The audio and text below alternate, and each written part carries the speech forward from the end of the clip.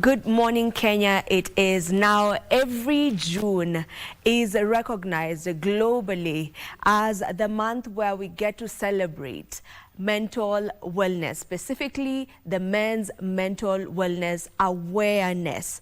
That is what we will be looking into today as we just try and look at ways in which we can be able to break the silence as well as end the stigma around men's mental wellness. And what a better way to do it other than to have psychologists as well as a trainer right here on the show so that we can be able to talk about this. We have two men and a lady with us. I will begin by the very farthest, that is Mite. Welcome to the show. Mite is a trainer, he is a mentor and the CEO Pro Mentors Africa. It's a pleasure to have you on the show. And then right next to Mite, we have a lady. She is Faith Wanjao. Faith Wanjao is a counseling psychologist and a mental health coach. Welcome to the show. Thank you. We also have right next to Faith, we have Anthony Moki, and Anthony Moki is a senior psychologist at the National Police Commission. Welcome to the show. Thank you so much, Vivian. It is a pleasure to have all of you here so that we can get to discuss this topic. And I want us to begin by just, you know, when we talk about men's mental health, this is not a conversation that is usually had a lot of times. It is a very silent conversation, and it is not had openly, specifically among men. Why is this the case? If we may start there. It's very interesting, but I would like to correct common belief that men don't seek mental health support. It's a cross-cutting factor, but as rightfully as you are saying, you realize men don't struggle with mental health seeking behaviors alone. Even when it comes to generic medical interventions, you realize in most cases, men sometimes struggle with that. So with that understanding, then therefore, we need to ask ourselves, then what makes them find it difficult to seek help even when they so dearly need it? Part of which would contribute to that would be like the stigma, how we have been socialized, how the belief system that is guiding their belief system of who they are, their identity. So we're talking about their traditions, we're talking about their socialization, we're talking about what they've been meant to believe. In most cases, when men are struggling with serious issues, they are taught to be strong. It is the society that reminds men that they should be not crying. It's the same system that encouraging them that perceives like seeking help is like being a weakling. So we are here to have conversations around that so as to see how best then therefore we can correct. Because sometimes we confuse in masculinity, resilience and vulnerability. So our conversation today will be aligning those thoughts and getting to see how best then therefore we need to encourage each other when we are seeking this support. Thank you. And I want to pick it up from there. You know, phrases like man up are very common phrases, you know. Whenever something happens, you know, we always hear of a man as young as they come, you know, being told you need to man up. And most times vulnerability is perceived as weakness. Like what is it? What is bringing about all this? And can we be able to get to a point where we do away with that? Might. Vivian, this is very interesting. Culture, we cannot come out from the culture. Culture is dictated by the way of living, and it goes years and years. Things changes as we move. The concept of the men, no matter what we say, it goes back to how we have been brought up. We can bring so many formats. We can bring, that is, I'm the coordinator of the CMA. Sunday I had 100 men, knowledgeable, skilled doctors and everything, skilled. But you still find, as men, we are still sick. But we can't admit that. That's why even like Archdiocese of Nairobi, we have come up with what we call Beacon Boys, because it is not something that just to talk up here. The boy child, how are we starting of this man? How are we forming this boy? How are we forming this man? Because my mother wants me to be superhero. My mother wanted me to be somebody, sina shida. My sister yangu mkubwa nafaa ni mimi na mguide, lakini mimi bado ni mtoto. So we are not allowed to be children. We're not allowed to chase, to ruke kwa matope. Allow us to be children as men, as boys. But the society have already perceived that I should be that. I should be walking this way. I should be. And that's why, to me, we need to go down. Huku juu, tugojea waende counseling. Lakini society, angalia hii society. Watu wale utakuta prison wengi ni men. Watu wale, yani everything is men. Wenda wazimu wale wengi ni men. So something is wrong. Na counseling zimejaa, but how many are going? How many will go and sit there? We'll bring you all sort of format that we learned in school. But I think methodology needs to change. Yeah. And I agree with all what is being done in school and everything. But we need to come out.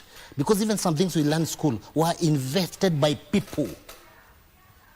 So innovation have come to run away from innovation, especially in these areas of counseling. So that we can see what other way can we do. Can this man become my friend?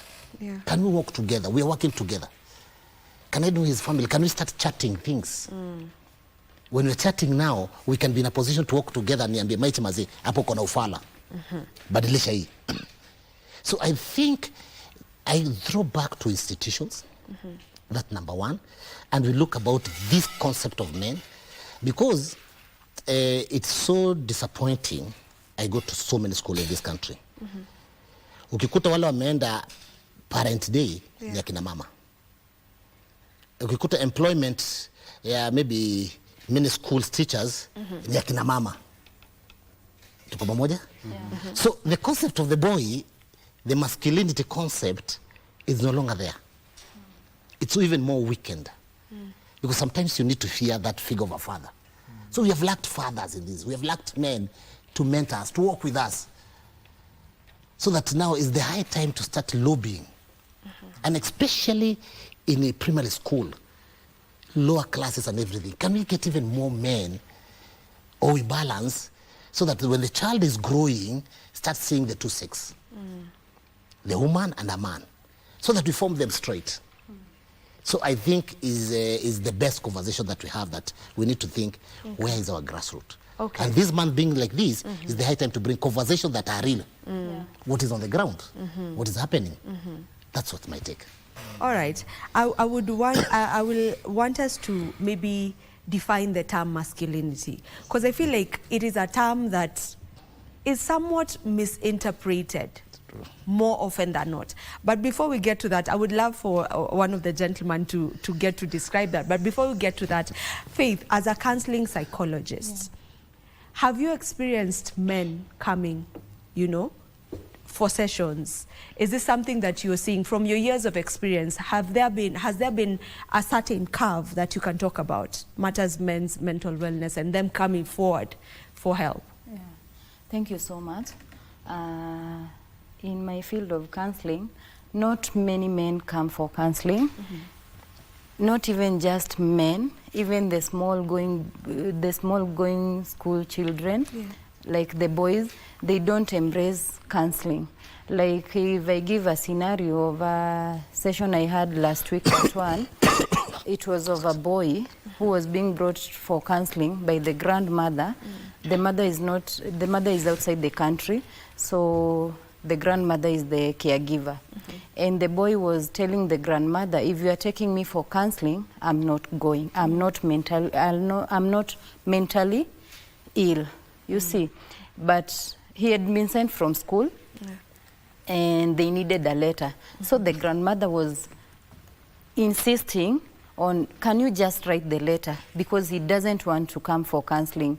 So I did a lot of work in convincing that boy that it is important for him to undergo therapy before the letter, and then to see the underlying challenges that has made him being sent from school to go for counseling. So it's true what my colleague here is saying, that men really don't embrace a lot of they don't embrace counseling.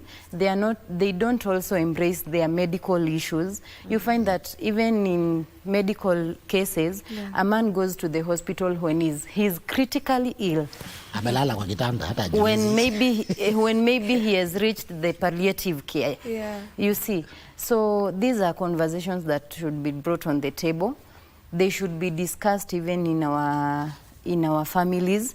Like, let us create awareness. Let us talk about these things, the challenges, the difficulties that we are going on in life. Let us discuss them on the table, so that even the young boys, when they are growing up, they grow up knowing that these struggles are real, these struggles are there. I'm not the one who is facing them alone. There are other people who are facing such challenges, and also how did they overcome them?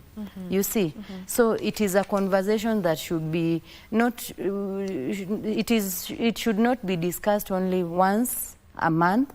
It should be discussed like daily. Yeah. In fact, Vivian, acha nikwambie vile amesema, that's it. Let's go to home. Forget about my office and counseling. Let's discuss it in the home setup. Yeah. In a bajaz, my boy to my boys. Let's discuss those things. We'll prevent people going for sickness. Yeah. Tukidiscuss tu easy moment.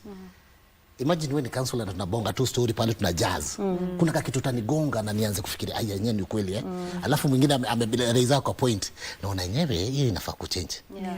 Because many hata vile amesema wale wanakuja counseling ni wale wameandikiwa tuandike barua. That's the only time, many a times you're getting, you know, it is based on in. work. It's based on school. Kuna kijana mmoja alikuja akaniambia mazee, mimi sina shida, wale waliandika hii barua ndio wako na shida. You're trying to probe the way I learned school and yani uboya ana shida yeye. So I think if we can narrow this to family setup, to social setup, it will conquer. Yeah. I wanted us to define masculinity. Yeah, like just generally. Because we hear the term many a times, but sometimes you hear it in very different, you know, perspectives. Just what is masculinity? Thank you so much, Vivian. Allow me look at it from a point of identity. Self-awareness is one of basic life skills that each one of us has.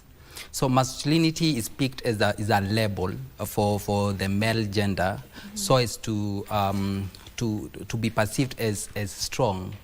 And our society as a way in which it has packaged and the rules that it has set for an individual to be identified as masculine. And this gets manifested in the belief systems that we are instilling in individuals, the male human beings.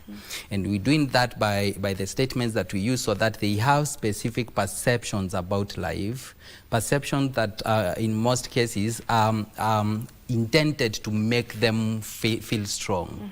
And what this belief system, what these thought processes and do, they manipulate how they manifest in our behavior, in our day-to-day interactions. For a man to behave the way they do, it's most cases is not because of a choice. It's because of how they have been socialized and how they've been conditioned by those around them. The environment provided for them as they grow and they develop in different stages of development. So you're likely to realize, Vivian, in most cases, we pull out the emotional card of masculinity when we want dominance. And in most cases, masculinity is very closely associated with ego issues. When time allows, we can even talk of ego defense mechanisms. And you realize human brain is very interesting. Sometimes I tend to look at it from a very mean perspective. It's one of the organs that don't want to harm themselves. So if there are instances that are making me uncomfortable, the brain as a way of intervening and giving me interpretations of it, and either consciously or unconsciously, I'm likely to find a way to defend myself out of that. And what you're talking about here is what is likely to even dictate how we cope when we have emotional and psychological distress. Because you realize one of the key mental health related disorders that make it very difficult for men to be mentally healthy is substance use disorders. And one of the reasons that push individuals to substance use is maladaptive and poor coping mechanisms. You know, so masculinity perspective as an idea of identity should be looked positively with a better intent. Not only when we want to make someone feel empowered. I know we can so do by equipping them with the necessary skills to cope with life. So if we look it from that perspective, then therefore chances are we're going to have better interpretations, because even before the society and members of the family and friends tell you to man up, the intention is always very positive. You know, the avenues at which they are telling you to manifest that is what is communicated differently. And we have in this conversation with an intention of not only talking to men alone, but also to have people, because men are surrounded by other individuals. So that even as we encourage each other to be strong, we are doing so looking at how we can even support them psychosocially for them to overcome that which they are struggling with. That would be my perspective around that. Yeah, yes. And it is very well explained. You've done a great job in explaining that. And I want to pick from where you said, you know, it should not be a man thing only. You know, we should all be part of this. And maybe from you, Faith, what role do we have to play now as women in ensuring that we are also part of this change that we always are talking about, in which we want to see changed men, and changed in the sense of they are open to speak about their emotional struggles and challenges here and there. Thank you so much. With me, I'll go back to the basics, the grassroots. The older ones now, Akina Kate and Mate, there's nothing more we can do unto them. Case. There's nothing we can do unto them. Really? For them is just to make them aware of their mental health issues. But the younger ones that are growing, now we as women, there is where we are supposed to play a big role. Absolutely. In bringing them up the right way, and in encouraging them, in showing them that feeling bad or like wanting to cry is not bad. It's a feeling and you should let it out. You empower them from when they are young. Let them be kids. Like, for example, I have a 6-year-old, and there are 2 of my nieces. They go to the same school, but every day in the evening when he comes back, I always ask him, did you take care of your kids, of your sisters? Now, like, since he doesn't understand the relationship between, they are just sisters. So, did you take care of your sisters? Did you see them? Do you see? You start by empowering them from that low level, bringing them up slowly, so that, number one, they know that they are men, what they're supposed to do, what is expected of them, what the society expects from them. You start shaping from when they are young. But when they are big, now, when they grow with that empowerment from when they are young, when they become big men and young adults, they will not have the issues that we are having in the society today. Because they know what is expected of them. They know what they are supposed to do. When a situation comes, for example, a certain situation, they know how to handle it better. I know you have something to say, but I want to still dwell on that a bit. Okay. You know, as you mentioned, for the older ones, it's like there's not much we can do. But these are the same men that are raising the young ones that we now want to put our focus on. And that is why, and that is why I said, now the bigger men, what is remained of them is now to create awareness. They understand what they are supposed to do. They also come down to their level, to the level of these young men that they are bringing up, so that they understand them. They try to show them, like, I've been here, and this is how you are supposed to handle yourself when you are in such a situation. So for them, it's just empowering them, creating forums like this one, creating a lot of awareness in schools, in companies, for them to understand their mental health. Okay. Yeah. You wanted to add something? Yes. Yeah. And I find it very interesting. Allow me ask ourselves and even our viewers, at whatever specific age that you are, if you are given the liberty to choose when you want to exit the world, what age would you give yourself? And then I encourage us to subtract with your current age. For example, at the moment, I'm in my early 30s. So I'm taking it in 90, and as I subtract, I can see the spectrum of the life that I need to exist. I'm bringing that analogy so that maybe as I encourage ourselves to look at the young man, we also focus on the current man who is growing. And I need to back that scientifically by arguing that we need to reflect on what actually basically causes mental health. Because the biochemistry, our anatomy between the male and the female, in most cases, it doesn't change.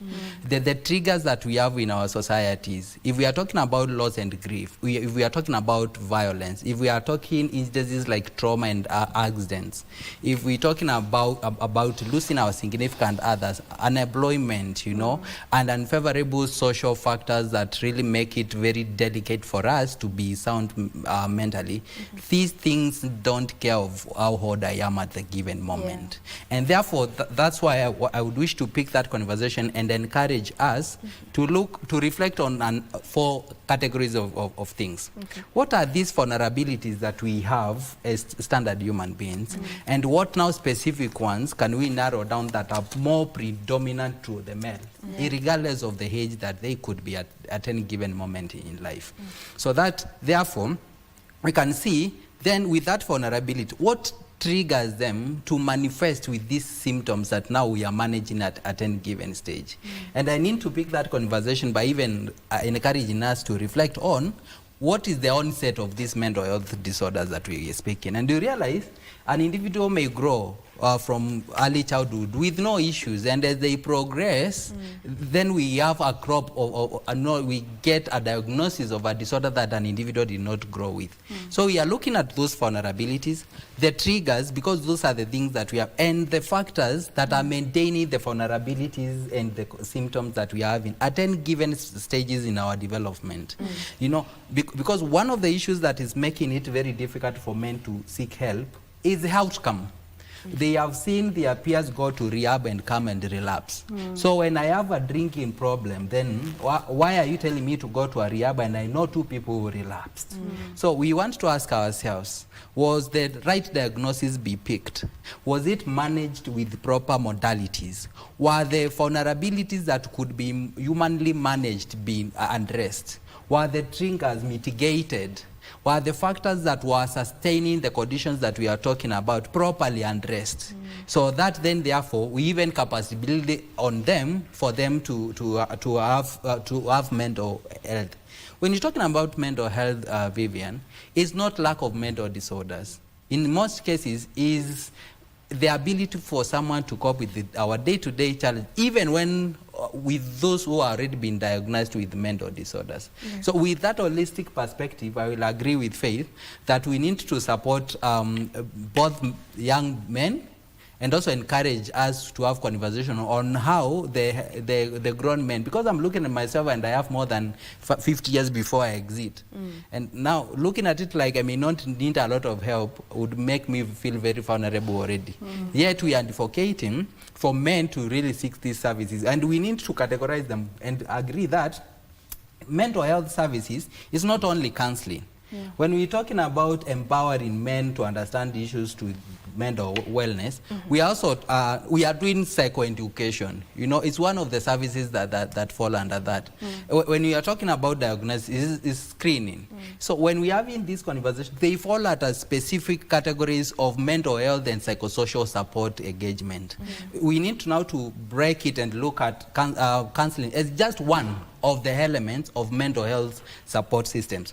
The reason why I'm encouraging us to look at it that way is because we are talking about biochemical issues that in most cases they are supported and better treated by psychiatrists by the issuance or prescriptions of medication. Yeah. So looking at it now from those spectrum, chances are we are going to capture 3 categories of men.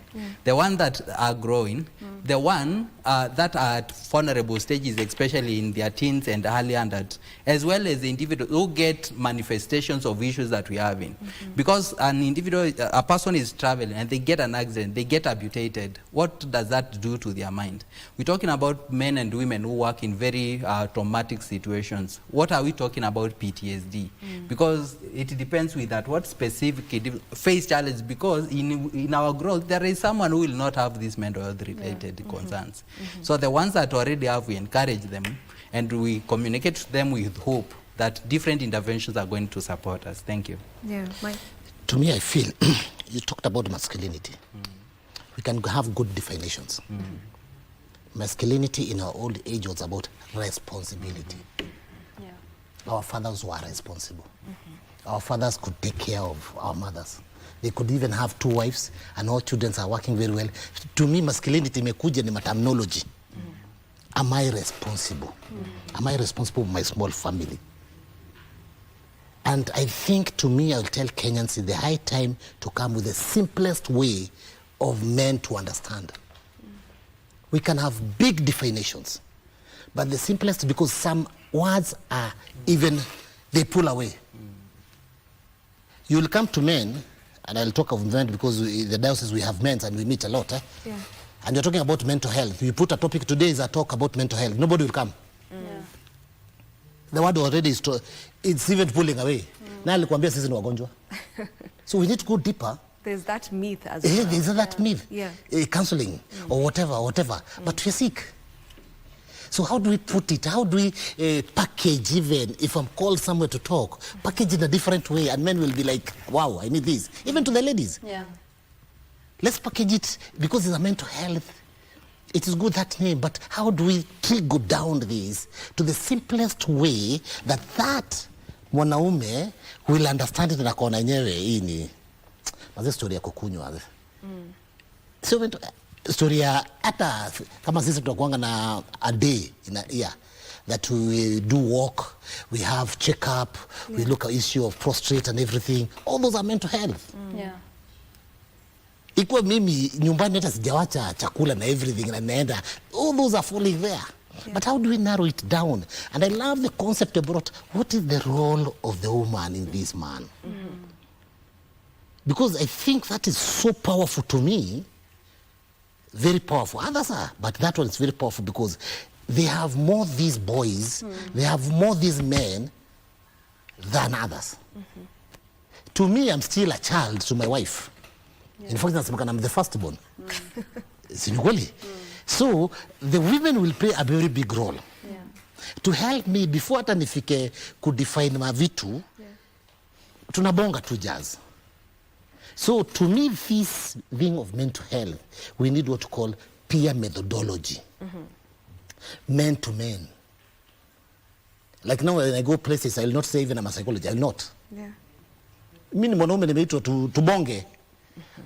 But within myself, my methodology, tutachomoa hizo mavitu, unasikia mtu anasema nule nisaidia sana. You get? But I'm using the knowledge that I have to mitigate to what is acceptable today. Kama vijana siku hizi. I'm telling you, your PhD, unaenda kwa vijana, they will get nothing, and even that nothing, they don't get it well. Because your application towards them might be so there, and they are here. So if I realize that as admin, I will look somebody ambaye anaelewa baka lugha ya vijana. They have been bringing program hapa vijana. Ni muempower with this knowledge and inculturate that knowledge and apply it to the young people in their language. The one they understand. The one they understand better. I remember when I was in the university, the self lecturers will come and say, bio yake, unabambika. Lakini, uliza watu waliget nini, they will even make fun of some words. So they can only remember fun of the words. They got nothing.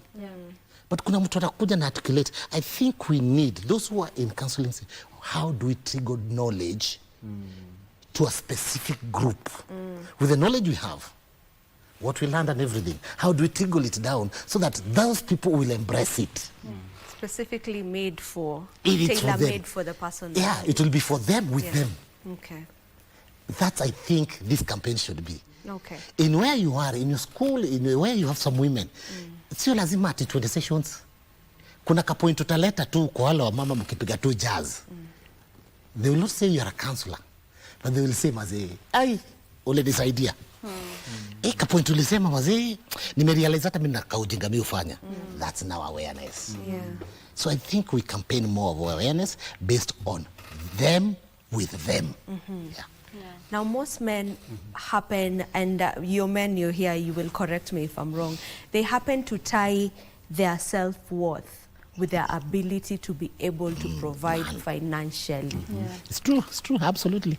So what does that do to all of this? You know, what does that, or where does that also come in with this conversation that we are having?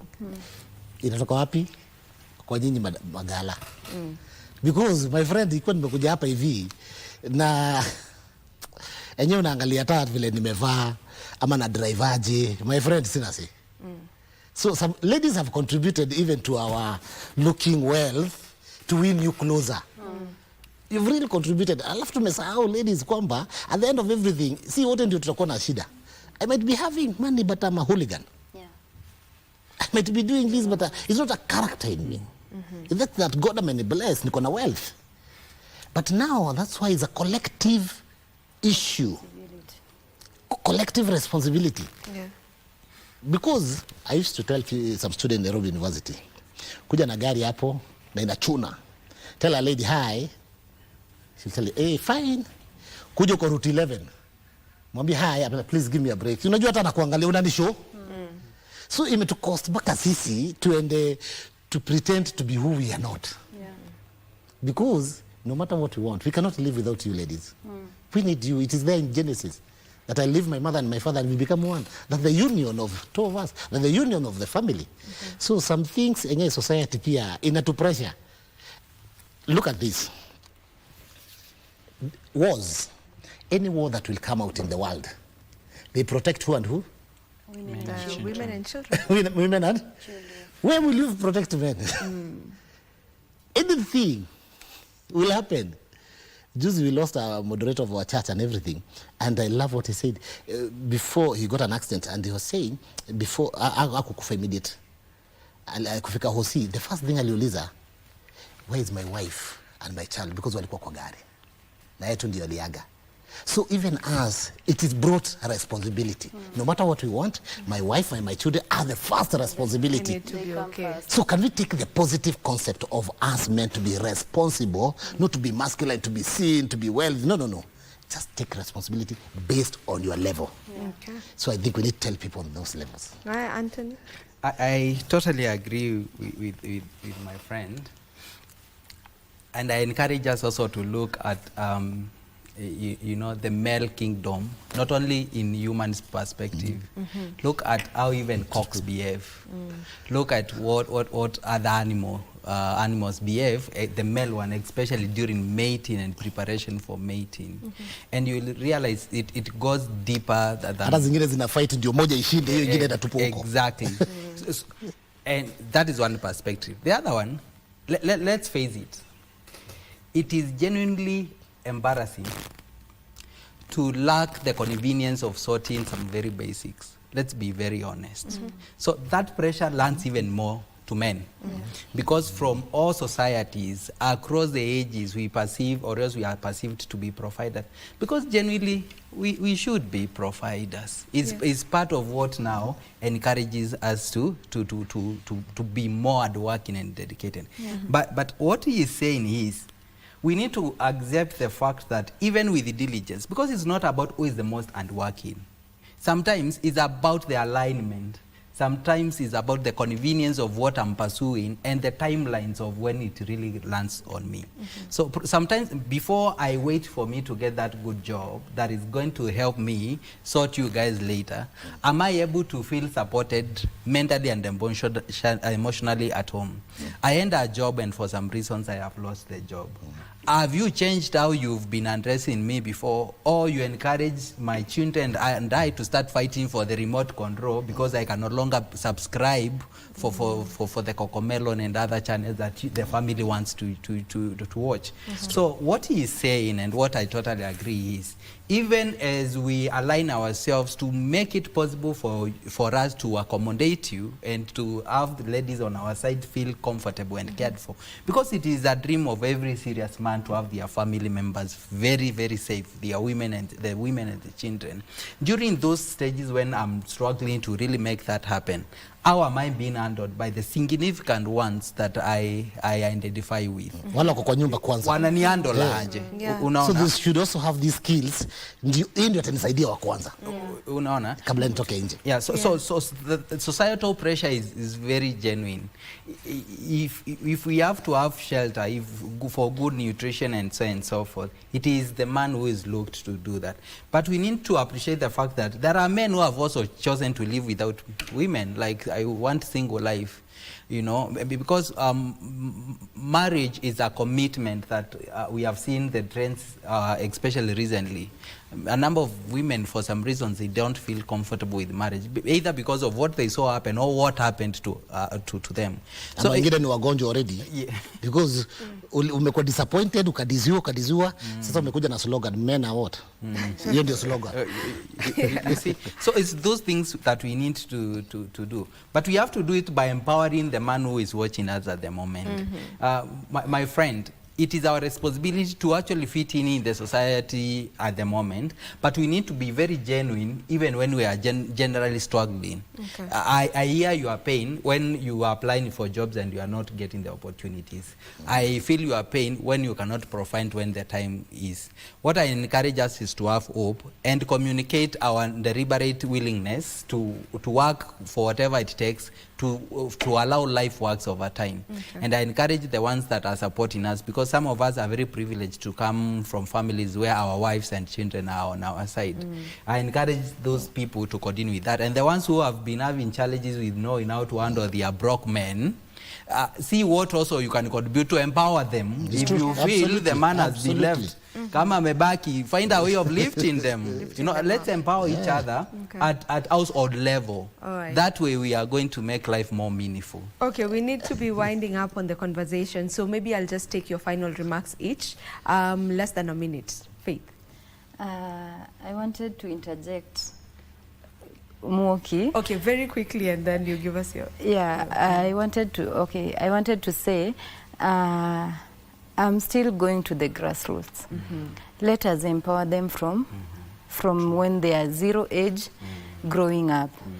This one, like those of us that were brought up before, we used to see, like, when it's time for school fees, Mother goes to the bedroom, anakuja na do, but imetoka kwa mzae. So when we are older, Mother atakuwa anawaambia nilisacrifice, niliwalipia school fees, but hatujui, like, she doesn't make us understand that all this came from mzae. Ama mzae was behind the scenes. You see, so let us empower, as we are empowering them, let us show them their responsibility.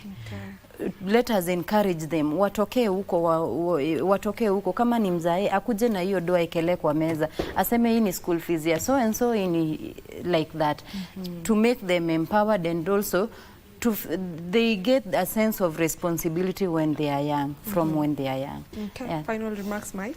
I still remain with my slogan, we must be part of the story.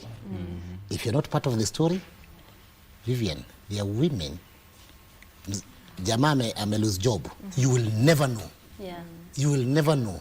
There are women outside there who are powerful. Yeah. They will stand with that man, and you will never know. You will come to realize miaka imeenda na kumbe mzaya kwangi job. Ni salary ya wife. Be part of the story for this journey to make a good family. Thank you so much. I appreciate the opportunity that we've had here. So for my final remarks touches on protective factors. Let men and young boys be given an opportunity and let them be willing to learn a number of skills, proper coping skills, conflict resolution, effective communication, assertiveness, and self-awareness. Those will give you a better platform. We're talking about psychosocial support. Let the families and our friends support each other, especially when men are going through psychological and emotional challenges. We're talking about workplace environment. Let the workplace environment also be very deliberate to come up with interventions to support staff members. We're talking about work-life balance, and we are talking about ensuring that our staff members are supported to be mentally and psychologically fit. Thank you so much, and I encourage every man out there to seek help. There is no harm. It's a symbol of strength when we ask help when it's needed.